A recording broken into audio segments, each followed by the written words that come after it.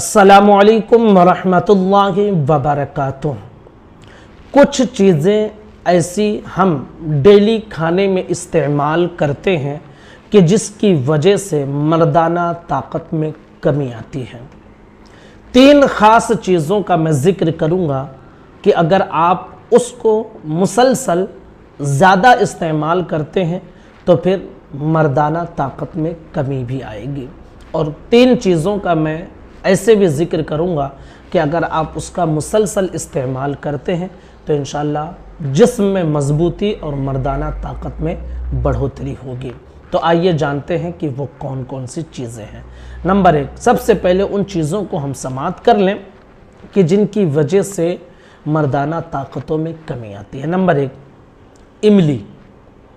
बाज़ लोगों को इमली खाने की आदत होती है, खट्टापन वो पसंद करते हैं और बड़े चाट के साथ खाते हैं। इसी तरह रेगुलर कुछ लोग जो है चाट वगैरह या पानी पूरी वगैरह या फिर भेल वगैरह खाने के आदी होते हैं, तो वो इमली की चटनी वगैरह बनाकर दुकानदार रखे रहते हैं और डेली जाकर उसे खाते हैं। याद रखिए कि इसके अंदर खट्टापन होता है।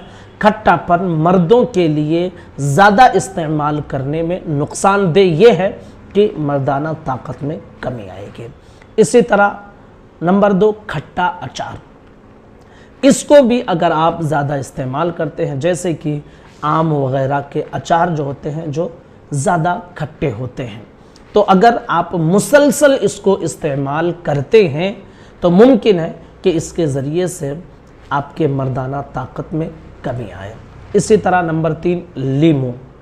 बाज़ लोगों का ये मशगला बन गया है कि सुबह उठकर नहार मुँह एक गिलास पानी में आधा नींबू निचोड़ कर पी लेते हैं। डेली इस तरह इस्तेमाल करते हैं। याद रखिए कि ये भी खट्टा होता है। याद रखिए तीनों चीज़ें जो हमने बताई हैं, इमली, अचार और इसी तरह लीमू, या इसके अलावा जो और खट्टी चीज़ें होती हैं, अगर आप कभी कभी इस्तेमाल करते हैं तो कोई हर्ज नहीं है। लेकिन अगर आप डेली इसका इस्तेमाल करते हैं, ज़्यादा मिकदार में इसका इस्तेमाल करते हैं, तो इसकी वजह से मर्दाना ताकत में कमी आ सकती है। लिहाजा ऐसे काम से बचना चाहिए। अब आइए उन चीज़ों को भी हम समाप्त करते हैं कि जिसकी वजह से मर्दाना ताकत में बढ़ोतरी होती है। हज़रत अली कर्रमल्लाहु वजहुल करीम की बारगाह में एक शख्स आया और कहा कि मैं अक्सर बीमार रहता हूँ, मुझे लगता है कि मेरी मर्दाना ताकत धीरे धीरे ख़त्म हो रही है।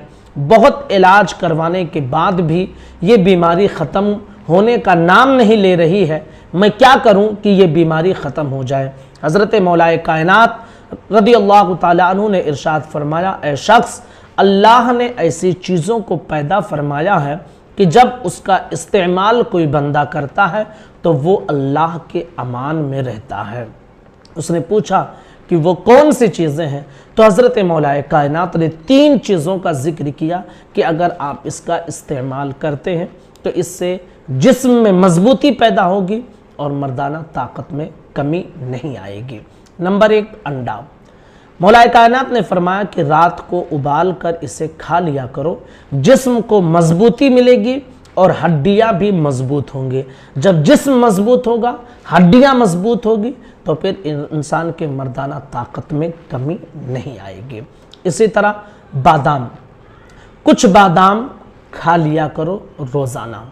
इसके हवाले से बताया जाता है कि रात में 5 से 6 बादाम पानी में भिगोकर रख दें और सुबह में जब बेदार हो तो आप उसके छिलके को निकाल कर उस बादाम को खा लें। इसका फ़ायदा ये होगा कि इससे हड्डियों में मजबूती आएगी और जब हड्डियां मजबूत होंगी तो फिर वो बीमारियां जो इंसान के करीब आती हैं वो बीमारियां दूर भागेंगी। और बादाम वो चीज़ है कि इसको खाने की वजह से इंसान की याददाश्त भी तेज़ होती है। अगर कुंद जहन इंसान है तो इंशाअल्लाह उसके जहन में तेज़ी पैदा होगी, याददाश्त में तेज़ी पैदा होगी, और हाफिज़ा अगर कमज़ोर है तो इंशाअल्लाह हाफिज़ा भी मजबूत हो जाएगा। नंबर तीन, खजूर। खजूर ये एक नेचुरल चीज़ है, नेचुरल फल है और बहुत ज़्यादा ताकतवर फल है। नबी करीम सल्लल्लाहु ताला अलैहि वसल्लम बहुत ज़्यादा इसे पसंद फरमाते थे और आप इसे खाते थे।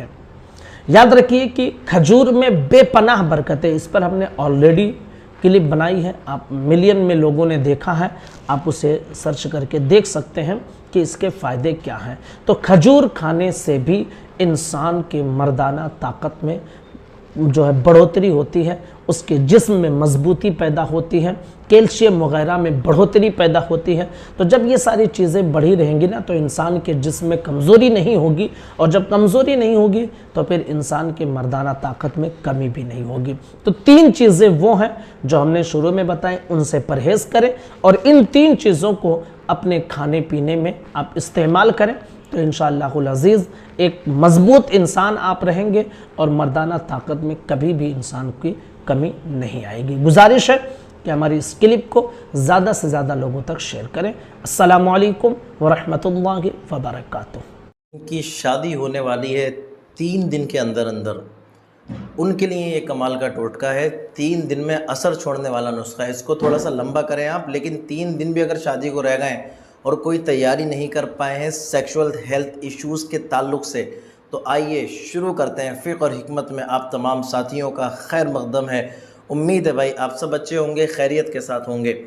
अच्छा, लड़के क्या करते हैं कि वो इतनी ज़्यादा गफलत में या फिर उनका इतना बिज़ी शेड्यूल होता है कि शादियां उनके करीब आ गई होती हैं और उनको पता है कि हमने पास्ट लाइफ के अंदर यार बहुत ज़्यादा मतलब वीर्य पास आउट किया। जान पूछ के उनको लगता है कि वीर्य हमने निकाला है, वीर्य पतन हुआ है और हमने बार बार इजाकुलेट किया है, कहीं मास्टरबेशन किया है, बहुत ज़्यादा सेक्स रिलेशन के अंदर रहे। देखिए, मैं तो हमेशा से ही एज अ मुस्लिम भी और सोसाइटी की हैसियत से भी इन सारी चीज़ों के कि भाई इल्लीगली अगर किसी के साथ एक रिलेशन क्रिएट किया जाता है सेक्स का, तो ये जायज़ नहीं है।